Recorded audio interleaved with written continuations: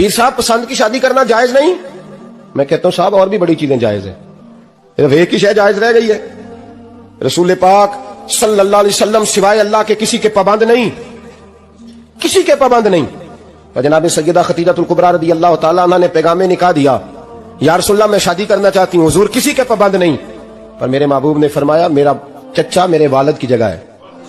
میں اپنے چاچا سے پوچھ کے تمہیں جواب دوں گا۔ یہ ہے پسند کی شادی جو میرے نبی نے بیان فرمائی ہے۔ تو سارا کچھ کراس کر کر کے گزر جاتا ہے، یہاں تو حال یہ ہے کہ پالنے والا کوئی اور سائے میں بیٹھنے والا، باغ تیرے دی کر کر راکھی میں ساری عمر گزاری، تو جدوں اے پھل پکن تے آیا تے لے گئے ہور بپاری۔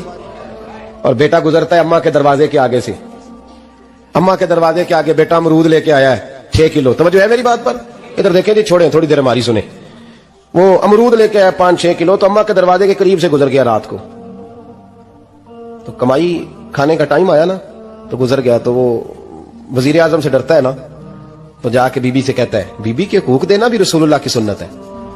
لیکن یہ کیا بات ہوئی، تو نے بیوی اور ماں کا مقابلہ شروع کرا دیا، سمجھ تو صحیح، یہ تیرے لیے کعبے کی جگہ ہے اور تو بیوی کے لیے کعبے کی جگہ ہے، اسے بھی سمجھنا چاہیے، غور کرنا چاہیے۔ 5 کلو امرود لے کے تو ماں کے کمرے کے قریب سے گزر گیا ہے، بی بی کو جا کے کہتا ہے چل آدھا کلو اماں کو بھی دے آ، اس کے کون سے دانت ہیں، تو پلیٹ میں ڈال کے وہ لائی ہے، تو سمجھا ہی نہیں، تو نے غور ہی نہیں کیا۔ بندہ تو وہ ٹھیک نہیں تھا، نیپولین، اور کسی نے اس سے پوچھا تھا بتا زندگی میں پیسے لینے کا مزہ کب آیا؟ اس نے کہا کہ مجھے مزہ تب آتا تھا کہ میں اپنی ساری کمائی لا کے اپنی اماں کے ہاتھ پہ رکھتا تھا، اور پھر جب میں اپنی ماں سے تھوڑا تھوڑا خرچہ لیتا تھا نا، تھوڑا تھوڑا، توجہ ہے میری بات پہ؟ اماں جی 10 روپے دے آجے، کہتا جب میں تھوڑا تھوڑا خرچہ لیتا تھا نا، تو مجھے یوں لگتا تھا جیسے میں بادشاہ وقت کے سامنے کھڑا ہوں اور وہ خزانے کا منہ کھول کھول کے مجھے دیتا جا رہا ہے۔ تو اس ذائقے کو سمجھ تو صحیح بھائی، تو اس کو سمجھ تو صحیح بھائی، یاد رکھیں اور غور کریں۔ ماں اور باپ، اب یہ بھی سن لیں، نبی پاک صلی اللہ تعالی علیہ وآلہ وسلم نے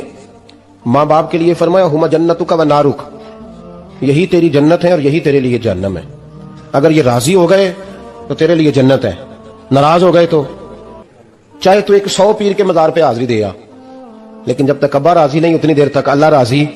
یہ حدیث پاک ہے، حضور نے فرمایا جس کے والد راضی اس کا اللہ راضی، اور جس کا باپ ناراض اس کا اللہ